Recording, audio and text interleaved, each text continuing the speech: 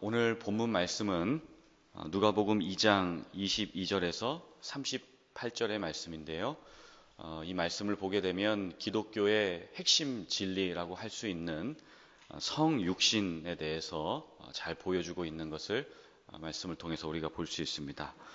자, 성육신이라고 하는 것 여러분 많이 들어보셨지만 이 정확한 뜻이 무엇일까요? 100% 하나님이신 그리스도께서 동정녀 마리아의 몸을 빌어서 마리아를 통해서 100% 인간으로 이 땅에 태어나신 그 역사적인 사건이 바로 성육신 사건이다라고 이렇게 이야기를 합니다. 사도 요한은 이 성육신 사건에 대해서 요한복음 1장 14절에 이렇게 이야기를 했습니다. 말씀이 육신이 되어 우리 가운데 거하심에 영어 성경 NIV 버전에 보면 이렇게 이야기를 하고요. The word became flesh and made his dwelling among us 이렇게 이야기를 합니다. 성경에서 말하는 그 성육신, 인간이 되었다라고 할 때 그 인간을 갖다가 플래시, 피부, 고기, 그리고 또 우리의 그 살점으로 이렇게 번역을 하고 있습니다. 신약의 헬라어에 보면 우리 인간, 우리 육신을 갖다가 사르크스라고 해서 고기 덩어리다. 우리 육체가 고기와 같다라고 이렇게 표현을 하고요. 구약 성경에 보게 되면 아파르라고 해서 흙이나 먼지. 그래서 하나님이 창세기에 보면 흙먼지로 흙으로 우리를 창조하셨다라고 할 때 우리 인간을 구약에서는 흙이다, 먼지다라고 이렇게 표현을 하는 것을 우리가 보게 됩니다. 그래서 완벽한 하나님께서 하나님의 아들 예수 그리스도를 불면은 훅 하고 날아갈 수 있는 흙먼지, 그리고 썩어 없어지는 이 피부와 같은 이 고깃덩어리 육체를 가지고 이 땅에 인간으로 오신 그 사건이 바로 성육신이다라고 하는 것이죠. 자, 그러면 이제 좀 질문이 하나 생길 수 있습니다. 뭐냐면 이 완벽하신 하나님께서 무슨 이유로 성육신까지 하셔서 이 땅에 오셨는가 하는 것이죠. 그것도 완전하고 위엄 있고 장엄하고 아주 멋있는 모습으로 이 땅에 오시는 것이 아니라 흙먼지 같은, 그리고 고깃덩어리 같은 이 불편하고 썩어 없어지는 이 육신의 몸을 입고 왜 하필 죄 많은 인간의 모습으로 이 땅에 오셨는가 하는 것입니다. 예수님 이 땅에 왜 오셨을까요? 오늘 본문 말씀을 보면서 예수님이 이 땅에 오신 이유를 우리가 좀 살펴보기를 원합니다. 먼저 25절 말씀 같이 한번 보실까요? 25절 말씀에 보면 예루살렘에 시므온이라는 사람이 있으니 이 사람은 의롭고 경건하여 하나님의 위로를 기다리는 자라, 성령이 그 위에 계시더라 라고 말씀합니다. 예루살렘에 시므온이라는 사람이 있었습니다. 그 사람의 이름의 뜻은 하나님이 응답하셨다라는 뜻입니다. 그리고 시므온은 의롭고 경건한 사람이다 라고 소개를 하지요. 여기서 의롭다는 말은 하나님의 법을 따라서 이웃에게도 경건한 사람으로 소문났다라고 하는 의미가 있고요. 또 여기서 경건하다라고 하는 의미는 하나님께도 신중하고 하나님을 두려워하면서 그분을 경외하는 삶을 살았다라고 하는 뜻이 있습니다. 그러니까 시므온이라는 사람은 하나님 말씀을 따라서 경건했는데 하나님을 잘 섬길 뿐만 아니라 이웃도 잘 섬겼던 사람이었다라고 하는 것입니다. 그가 이렇게 하나님과 이웃을 이렇게 잘 섬길 수 있었던 이유는 그가 죽기 전에, 그가 생을 마감하기 전에 하나님의 아들 예수를 만나게 될 것이다 라고 하는 그 응답을 계속해서 기다리고 있었던 사람이었기 때문입니다. 26절 말씀도 같이 한번 보겠습니다. 26절에 보니까 그가 주의 그리스도를 보기 전에는 죽지 아니하리라 하는 성령의 지시를 받았더니 라고 말씀하죠. 성령의 지시를 받았던 시므온, 그가 죽기 전에 예수님을 볼 것이다. 성령의 지시를 받았을 뿐만 아니라 이제는 하나님의 응답까지 경험하게 됩니다. 27절 말씀 같이 또 보겠습니다. 성령의 감동으로 성전에 들어가매 마침 부모가 율법의 관례대로 행하고자 하여 그 아기 예수를 데리고 오는지라. 굉장히 놀라운 말씀이죠. 시므온은 성령의 감동을 통해서 살아 생전에 예수 그리스도를 보게 될 것이다 라고 하는 응답을 실제로 경험하게 된 것이죠. 그런데 그가 생전에 만난 예수 그리스도가 어떤 분이신가? 예수님은 어떤 분이신가? 그것을 생각할 때 앞서 말씀드렸던 예수님이 이 땅에 오신 그 이유를, 그 목적을 우리가 발견할 수 있게 되는 것입니다. 우리 25절 말씀을 같이 한번 읽어보면 좋겠습니다. 25절 같이 읽겠습니다. 시작. 예루살렘에 시므온이라는 사람이 있으니 이 사람은 의롭고 경건하여 이스라엘의 위로를 기다리는 자라. 성령이 그 위에 계시더라. 아멘. 시므온이 기다린 것은 이스라엘의 위로하시는 하나님, 이스라엘의 위로를 기다렸다 말씀합니다. 이스라엘이라는 한 국가의 입장에서도 그렇고, 시므온이라는 한 개인의 입장에서도 그렇고, 예수 그리스도는 한 국가의 위로시고 한 개인의 위로였다, 이렇게 이야기를 하는 것이죠. 여기서 이 위로라는 단어가 여러분 잘 아시는 헬라어로 그 파라클레토스, 성령님을 우리 곁에 우리를 위로하기 위해 보냄받은 자라고 이렇게 번역을 하는데, 여기서 이 위로라는 단어가 성령님을 뜻하는 그 보혜사를 뜻하는 단어와 같은 어근을 가지고 있습니다. 그러니까 성령님을 우리가 우리 곁에 우리를 위로하기 위해서 보냄받으신 분, 우리를 격려하고 또 예수 그리스도를 증거하고 변호하기 위해서 보냄받은 분이다라고 하는 그 어원과 같은 의미가 있는 것이죠. 그러니까 그 시므온은 막연하게 성령님을 기다린 것이 아니라, 예수 그리스도를 기다린 것이 아니라, 또 막연하게 성령의 감동을 받게 된 것이 아니라 아주 구체적으로 자신이 기다리는 그 메시아 그리스도가 한 국가와 한 개인에게 위로가 될 것이다 라고 하는 것을 굳게 믿고 그의 삶을 하나님 앞에 드린 그러한 인물이었죠.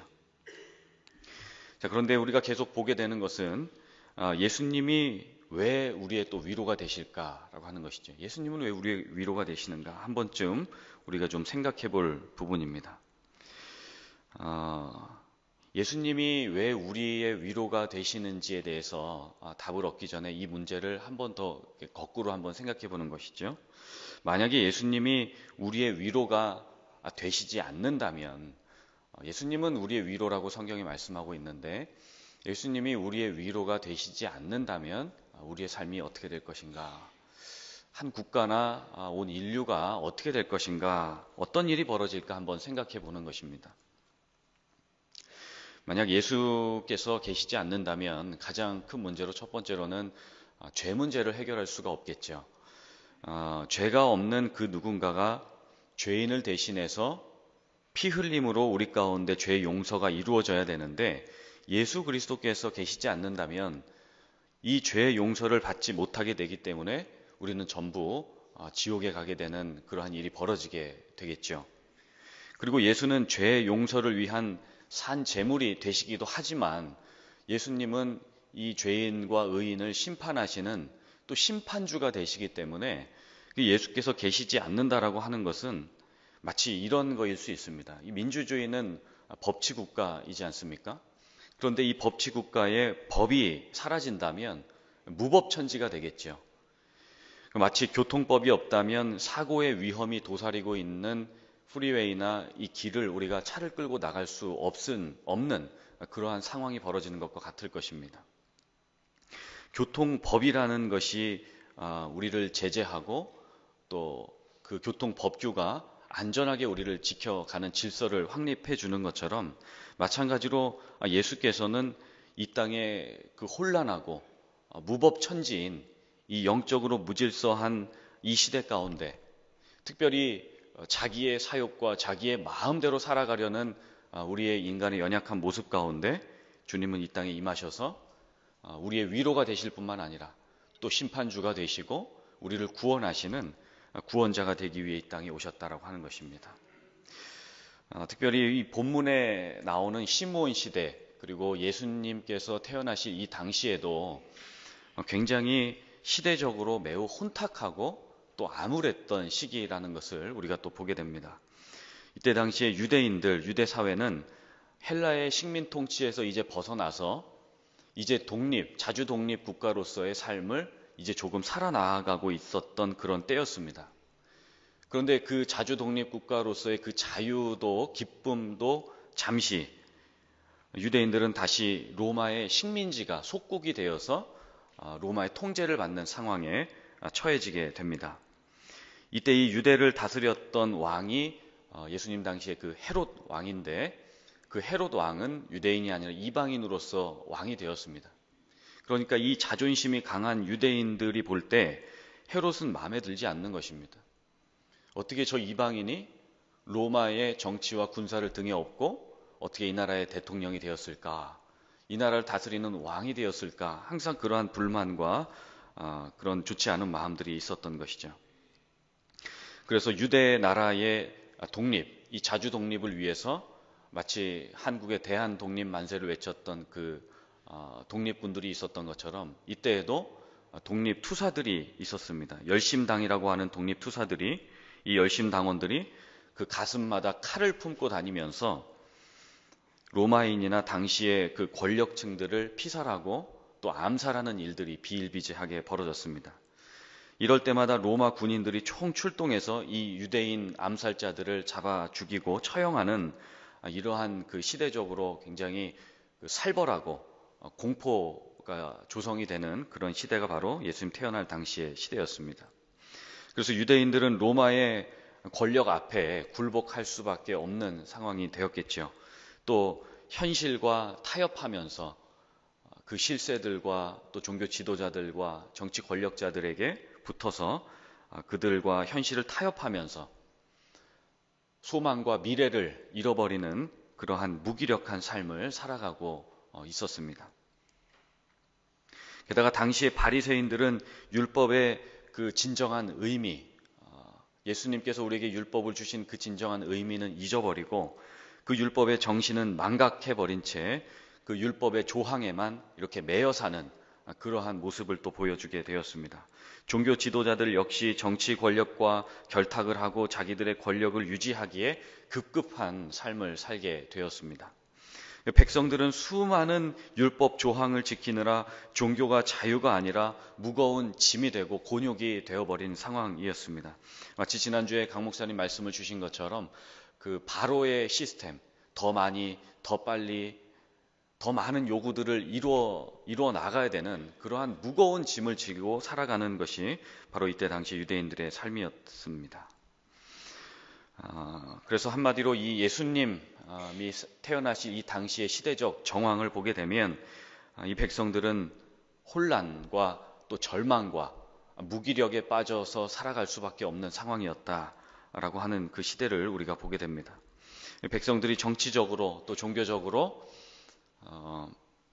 그 어떤 위로, 하나님 주시는 위로를 받을 수 없었던, 그래서 이 유대인들 사이에 자연스럽게 종말론적인 그 신앙, 종말론적인 메시아 갈망 사상, 메시아 대망 사상이 그들 가운데 생겨지게 되었습니다. 그들 마음 가운데 이러한 소망이 있었겠죠. 우리를 위한 위로자가 과연 언제 오실까? 그 성경에 약속하신 메시아가 오셔서 어서 빨리 이 국가의 총체적인 위기를 극복할 수 있도록 도와주시면 좋겠는데, 이 메시아 예수 그리스도, 그 위로자는 과연 언제 나타날 것인가? 그들 마음 가운데 언제나 예수님을 기다리는 그 메시아 갈망 사상. 그래서 그 메시아께서 우리들의 고난과 난관을 돌파하실 수 있도록, 이 고난을 극복해 주실 수 있도록 기도하는 그러한 마음들이 그들 가운데 조금씩 퍼져나가게 된 것입니다. 자, 그런데 바로 그때에 아주 놀라운 역사적인 사건이 벌어지죠. 예수께서 시므온이라고 하는 하나님을 갈망했던 그 경건한 사람 앞에 나타나게 된 것입니다. 자, 그렇게도 온 이스라엘이 기다렸던 메시아 예수께서 나타나신 겁니다. 살벌한 로마법이 아니라 인간을 살리는 사랑의 율법을 가지고 이 땅에 예수께서 나타나게 되셨습니다. 그분은 율법의 제정자, 율법을 창시하신 분이 되실 뿐만 아니라 율법의 완성자로서 율법을 폐하러 이 땅에 오신 것이 아니라 그 율법 위에 사랑의 법을 더해서 율법을 세우러 예수께서 이 땅에 오셨습니다. 그래서 이 혼란한 시기와 암울했던 이 영적 시기를 하나님께서 소망과 위로로 다스려 주시기 위해서 이 땅에 오신 것이죠. 그래서 예수님이 없다면, 아까 우리가 반대로 역설적으로 생각해 보았던 것처럼 예수님이 없다면 이 세상과 개개인은 권력자들과 힘 있는 자들에 의해서 통제되고 또 조종당하게 될 것인데, 예수님이 친히 우리의 힘이 되어주시고 예수님이 우리의 권력이 되어주시고 권세와 능력이 되어주셔서 우리를 붙들고 오늘도 위로하고 보호해 주시니 얼마나 감사한 일이겠습니까? 그분은 죄인을 심판하시기도 하지만 예수께서는 우리 믿는 자들을 능히 구원해 주시기도 하니 예수님은 진정한 우리의 위로자가 되시는 것이 맞는 것이죠. 자, 이 기쁜 소식, 이 복음의 놀라운 소식을 눈앞에서 목격하고 그 복음 대신 예수를 만지기도 하고 안아보기도 했던 이 시므온, 얼마나 감격했을까요? 29절부터 32절까지 바로 시므온의 찬양이라고 하는 시므온의 찬양이 이어지게 됩니다. 우리 29절부터 32절 그 시므온이 예수님을 만났던 그 감격의 마음을 가지고 한번 좀 같이 읽어보겠습니다. 시작. 주제여, 이제는 말씀하신 대로 종을 평안히 놓아주시는도다. 내 눈이 주의 구원을 보았사오니 이는 만민 앞에 예비하신 것이요 이방을 비추는 빛이요 주의 백성 이스라엘의 영광이니이다 하니. 아멘. 시므온이 아기 예수님을 부릅니다. 주제여. 이 주제여라고 하는 표현은 자기 자신이 종이라고 생각할 때 자기 자신을 다스리는 어떤 절대 권력자와 주권자, 그 소유자에게 극 존칭을 표현하면서 부르는 호칭이 바로 주제여라고 하는 단어입니다. 이 주제여라고 하는 단어가 성경에 10번밖에 등장하지 않는 아주 중요한 단어이죠. 시므온이 평생토록 기다렸던 자기 인생의 주인, 이 혼탁한 이스라엘을 구원할 주인이 나타나셨으니 얼마나 기쁘겠습니까? 29절에 주제여, 이제는 말씀하신 대로 주의 종을 놓아주시는도다. 여기서 놓아주신다라고 할 때 이 말은 이런 뜻입니다. 주님, 주제여, 이제 주님이 약속하신 메시아가 이 땅에 오셨으니 내가 그 메시아를 만났으니 나는 이제 죽어도 여한이 없습니다. 미련 없이 눈을 감게 되니 이 얼마나 감사한 소식입니까? 이런 뜻입니다. 그리고 또 이어서 30절에 보면 내 눈이 주의 구원을 보았으니 이렇게 말합니다. 그리고 또 31절에 이는 만민 앞에 예비하신 것이요 이렇게 이야기를 하죠. 자, 이 구원자 예수 그리스도는 만민 앞에 예언되고 예비되었던 메시아입니다. 구약 성경 모세의 율법과 시편과 선지자서의 말씀에 나를 기록된 것이 바로 이것이라 예수님 말씀하셨던 그 예언의 성취, 그 예언의 이루어짐이 바로 예수 그리스도께서 오심으로 확증된 것이죠. 자, 32절 말씀에도 보면 이방을 비추는 빛이요 주의 백성 이스라엘의 영광이니다. 자, 이 말씀의 뜻은 예수 그리스도는 이방을 위한 빛이고 또 선민 이스라엘을 위한 그 계시의 빛이다라고 하는 것이죠. 예수님은 이스라엘을 구원하는 구원자일 뿐만 아니라 온 이방과 열방에 구원의 복음을 비치는 구원의 빛이다라고 이렇게 말씀을 하고 있습니다. 그리고 이제 34절 말씀이 좀 중요합니다. 34절 말씀에 보면 이제 시므온이 예수님이 성육신 하신 이유에 대해서 찬양을 한 이후에 이렇게 또 설명을 하고 있습니다. 34절 한번 볼까요? 시므온이 그들에게 축복하고 그의 어머니 마리아에게 말하여 이르되 보라 이는 이스라엘 중 많은 사람을 패하거나 흥하게 하며 비방을 받는 표적이 되기 위하여 세움을 받았고 이렇게 말씀을 하죠. 예수님은 많은 사람을 패하거나 또 흥하는 그런 분으로 이 땅에 오셨다. 예수님이 이 땅에 성육신하신 이유에 대해서 이렇게 설명을 합니다. 이 말씀의 뜻은 예수님을 믿지 않는 자들은 지옥의 백성으로 패하게 될 것이고 반대로 예수님을 믿는 하나님의 백성은 영원토록 예수 그리스도와 함께 천국에서 흥황하게 되는 삶을 살게 될 것이라는 말씀을 하고 있는 것입니다. 자, 34절 우리가 읽었듯이 거기 말씀에 보면 34절에 예수님은 비방을 받는 표적이다, 이렇게 이야기를 하고 있습니다. 이 표적은 영어로 사인이라고 그러는데 어떤 그 표지판, 그 이정표를 의미하는 것이죠. 우리가 운전을 하고 갈 때 라이턴을 할지 랩턴을 할지 미리 그 표지판을 보고 이정표를 보고 어느 쪽으로 차를 돌릴지를 우리가 생각을 하죠. 그래서 우회전을 하면 이쪽에는 어떤 길이 있다, 무엇이 있다라는 것을 알게 됩니다. 좌회전을 하면 이쪽에는 뭐가 있다라고 하는 것을 이 표지판과 이 사인을 보고 우리가 알 수 있습니다. 마찬가지로 예수님은 비방을 받는 표적이 되셨다라고 하는 말의 의미는 뭐냐면, 지금 이 마리아와 요셉, 예수님의 부모의 손에 들려있는 예수는 우리에게 온 인류의 구속자가 되시는 그 십자가의 이정표, 십자가의 표지판, 그 십자가의 사인이 되시는 분이 예수님이다라고 하는 것이죠. 그래서 이 말은 이 아기가 십자가에 죽는 그 타이밍, 바로 그때를 위해서 성육신 하셨는데, 바로 그때가 이 아기 예수가 이제 33년 뒤에 공생의 사역을 다 마치고 십자가에 달려 돌아가시는 바로 그때가 우리 인간과 인류에게 있어서 온 인류의 소망과 위로가 되시는 그 십자가의 이정표가 바로 예수님이다라고 하는 것을 역설적으로 또 보여주고 있는 것입니다. 자, 예수님은 왜 우리에게 위로가 되시는가? 앞서 계속해서 우리가 말씀을 보았지만 그는 십자가에 달려 돌아가시기 위해서 이 땅에 오셨습니다.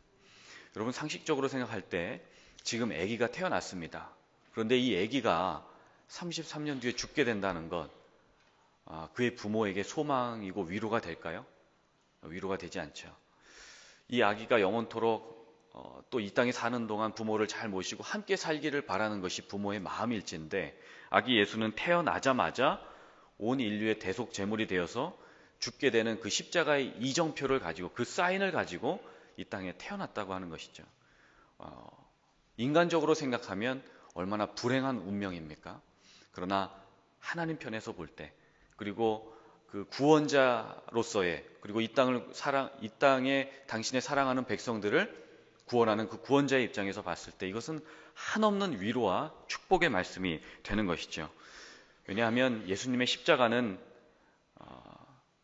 예수님을 믿지 않는 사람들이 상상하듯이 저주의 십자가가 아니고, 또 예수님 믿지 않는 사람들이 바라보듯이 그 십자가는 죽음과 고난과 고통의 십자가가 아니라, 우리 예수 믿는 사람들에게 예수님의 십자가는 소망이고, 예수님의 죽음은 우리에게 부활 사건으로 이어지는 소망이 되기 때문에 그렇습니다. 그런데 그때 당시에 종교 지도자들, 그리고 앞서 말씀드렸던 그 서기관, 바리새인, 당시의 율법사들도 그렇고, 지금 이 땅을 살아가는 많은 종교 지도자들도 그렇고, 수많은 사람들이 예수님을 비방하는, 정말 예수님을 이 비방의 표적으로 보는 일들이 우리 주변에 많이 일어난다는 것을 우리가 보게 되는 것이죠. C.S. 루이스라고 하는 기독교 변증가가 있습니다. 그분의 뒤를 이어서 지금 이 시대에 기독교 최고의 변증가로 꼽히는 라비 제커라이어스라고 하는 분이 계십니다. 그분의 책 오직 예수라고 하는 책을 보게 되면 여러 종교 지도자들, 그리고 여러 종교들이 이 그리스도를 배척하는 부분에 있어서 이렇게 설명을 했습니다. 제가 잠깐 읽어드리겠습니다. 예수께서 곧 길이요 진리요 생명이라고 하는 말은 현대 포스트 모더니즘 분위기와 현대의 관점에 충격을 준다. 힌두교와 바하이교는 신에게 이르는 유일한 길이 있다는 개념 자체를 오래도록 거부해왔다. 다면적인 믿음 체계를 갖고 있는 힌두교는 이런 배타성에 대해 강력하게 반발한다. 불교도 이런 주장을 강력하게 거부했다. 그리고 이슬람도 이 주장을 신성모독이다라고 이야기를 했다라고 이렇게 이야기를 합니다. 그 타종교가 예수님을 부정하는 여러 이유 중에 기독교는 너무 배타적이다. 왜 예수에게만 길이 있고 생명이 있고 예수가 진리이냐? 왜 예수만 구원의 길이냐라고 하는 그러한 여러 이유가 있겠지만, 제가 볼 때 타종교에서 예수님을 배척하는 이유 중에 가장 큰 이유는 예수님을 만나지 못했기 때문이다 라고 저는 그렇게 생각을 하고 있습니다. 오늘 본문 말씀에도 보면 시므온, 그리고 또 84세가 될 때까지 주야로 금식하면서 예수님을 만나기 원했던 그 여선지자, 예언자 안나라고 하는 분이 나오죠. 그 안나나 시므온은 예수님을 계속해서 기다리는 삶을 살았습니다. 실제로 예수님을 만나는 삶을 살게 되었죠. 물론 지금 우리가 사는 이 시대에는 예수님을, 그 성육신하신 예수님을 육신적으로, 육체적으로 만나기는 어렵습니다. 그러나 예수 그리스도의 영이신, 예수의 영이신 성령을 통해서 우리는 예수님을 영접하고 또 예수님을 만나는 삶을 살 수 있게 되는 것이죠. 저는 17살 때 제가 지난 수요 예배 때 한번 말씀을 간증을 드렸지만 삶의 이유를 발견하지 못하고 또 인생에 어려운 일이 겹치면서 17살 때 한 6개월 정도 고민을 하다가 실제로 자살을 하려는 그날에 이르게 되었습니다. 그때 말씀을 묵상하는 중에 성령께서 제 마음에 강력하게 역사하셔서 제가 그 자살하려는 그 시도를 다 포기하고 성령의 역사로 말미암아 하나님의 자녀가 되는 놀라운 특권과 권세를 얻게 되어 이 자리까지 오게 되었습니다. 요즘 저희 주변의 청년들께서 이런 얘기들을 하는 것을 제가 보게 되는데 어떤 청년이 저에게 이런 말을 합니다. 목사님, 제가 요새 기도할 줄을 잘 몰라서, 어떻게 기도할 줄을 몰라서 외마디 외침으로 하나님 앞에 기도를 하는데 이런 기도를 드립니다. 그래서 어떤 기도를 드리세요? 그랬더니 이렇게 길을 가다가 하나님 앞에 이렇게 얘기한다는 거예요. 하나님, 오늘 날씨가 참 춥습니다. 그리고 또 날씨가 좋아지면 하나님, 오늘 날씨가 참 좋네요. 이렇게 얘기하면 자기가 머리로는 이해할 수 없는데, 이성적으로는 이해할 수 없는데 자기 마음속에서 어떤 감동이 일어나면서 자기 눈에 눈물이 난다고 하는 그런 간증을 들었습니다. 그리고 또 어떤 예수님을 전혀 모르던 과학을 전공하고 있는 어떤 청년께서도 또 이런 얘기를 했습니다. 자기가 예수님을 알지 못할 때 그 말씀이 전혀 귀에 들어오지 않았는데 이제 강 목사님 말씀을 주일날 오후 때 말씀을 들으면 자기가 이렇게 다 받아 적지는 못하지만, 다 메모리할 수는 없지만 그 목사님 설교 대지에 1, 2, 3 대지가 다 기억이 난다라고 하는 것입니다. 놀라운 일들이 우리 청년들 가운데 이렇게 변화와 은혜가 주어지는 것이 얼마나 감사한지 모르겠습니다. 자, 이렇게 논리적으로 똑똑하고 또 수학적으로도 굉장히 계산적인 부분이 많은 아주 영리하고 아주 똑똑한 우리 청년들께서도 이러한 변화의 역사를 경험하게 되는 것이 어찌 인력으로, 인간의 힘으로 가능하겠습니까? 이것은 오직 성령의 역사로만 가능한 줄 믿게 되는 것이죠. 그래서 오늘 본문 말씀 25절 같이 한번 보실까요? 25절 말씀에도 보면 성령이 그 위에 계셨다. 25절 말씀 한번 보여주실까요? 25절 말씀에 보면 성령이 그 시므온 위에 계셨다, 이렇게 말씀을 하죠. 시므온이 예수님을 믿고 기다릴 수 있는 것, 예수님을 구주로 믿게 된 것이 바로 예수님을 실제 보지는 못했지만 그 전까지 성령의 역사로 가능했다라고 얘기하죠. 26절에도 보게 되면 시므온은 성령의 지시를 받았다. 그리고 또 27절에도 보면 성령의 감동을 받았다. 시므온은 성령의 사람이었던 것이죠. 로마서 8장 15절 말씀에도 보면 무릇 하나님의 영으로 인도함을 받는 사람은 곧 하나님의 아들이라. 너희는 다시 무서워하는 종의 영을 받지 아니하고 양자의 영을 받았으므로 우리가 아빠, 아버지라고 부르짖느니라, 이렇게 말씀을 합니다. 예수님도 성령을 받으시고 공생의 사역을 시작하셨습니다. 예수님은 늘 성령과 더불어 동역하시고 성령과 함께 당신의 구원 역사를 이루어 가셨지요. 성령님은 복음 증거의 영이십니다. 그리고 성령님은 예수 증거의 영으로서 오늘도 구원의 때, 그리고 이 복음의 때, 구원 역사에 예수 오심을 다시 일으키기를 원하시는 강력한 복음 증거의 영이시다라고 하는 것입니다. 그 성령께서 오늘도 우리의 삶을 붙드시고 오늘도 이 복음 증거의 삶으로 우리를 인도해 가시기를 간절히 축복하는 것입니다. 자, 끝으로 오늘 본문 38절 말씀 한번 보실까요? 자, 38절 말씀에 보면 오늘 우리 삶 가운데 적용할 수 있는 아주 귀한 말씀이죠. 38절 말씀 같이 한번 읽어보면 좋겠습니다. 같이 읽겠습니다. 시작. 마침 이때에 나와서 하나님께 감사하고 예루살렘의 속량을 바라는 모든 사람에게 그에 대하여 말하니라. 아멘. 그 하나님의 구원의 때를 보기를 기도했던 시므온, 그리고 여선지자 안나는 마침 이때 38절 서두에 나오는 것처럼 이때를 위해서 살았습니다. 그들이 아기 예수님을 만난 이때는 우연히 일치되는 우연의 때가 아니죠. 하나님이 예비하신 때이고 또 하나님이 계획하신 때였습니다. 그리고 하나님이 만나게 하신 때였고 하나님이 예비하신 구원 역사의 그때 하나님이 예비하신 구원 역사의 그 타이밍이었죠. 그 예수님은 하나님 아버지의 구원의 시간을 위해서 한 영혼이라도 더 살리기 위한 이 타이밍을 위해서 이 때를 위해서 한 영혼을 더 건지기 위해서 주님 이 땅에 성육신 하셨다라고 하는 것입니다. 그래서 하나님은 오늘도 우리를 위해 귀한 만남들을 예비해 두고 계십니다. 시므온과 안나가 예수님을 만났던 것처럼 하나님은 오늘도 하나님을 찾는 사람들, 하나님을 필요로 하는 사람들에게 예수 그리스도를 소개해주고 예수 그리스도를 증거해줄 사람들을 주님은 오늘도 간절하게 기다리고 찾고 계신다라고 하는 것입니다. 그래서 오늘 말씀을 통해서 우리 삶에 한번 좀 적용해 보기 원하는 것은 이런 것입니다. 오늘 내 주변에 예수님이 필요한 분이 누가 있을까? 오늘 우리 주변에 성령의 역사하심으로 복음의 영광 가운데 초청되어야 될 분이 누가 계실까? 우리 가족 중에 혹은 우리 직장의 동료 중에 또 우리 사업체의 어떤 또 손님 중에 거래하는 분들 중에 또 내 친구 중에 예수님의 그 구원과 그 성육신의 진리, 그 은혜가 필요한 분이 누가 있을까 한번 생각해보고 우리의 삶에 적용해보기 원하는 것입니다. 오늘 이 한 영혼을 생각하는 귀한 하루가 되기를 바라고요.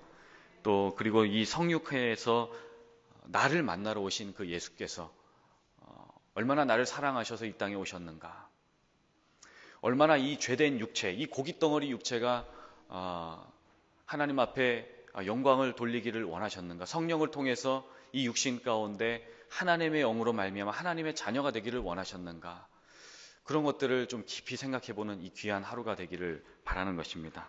그래서 이 한 영혼, 먼저 주님의 나라와 주님의 의를 구하는 그 삶을 통해서 나머지 필요한 모든 것을 더해 주시겠노라고 약속하신 그 마태복음의 말씀, 또 오늘 이 누가복음의 말씀이 우리의 삶에 적용되고 또 실현이 되어질 수 있기를 예수님의 이름으로 간절히 축복드립니다.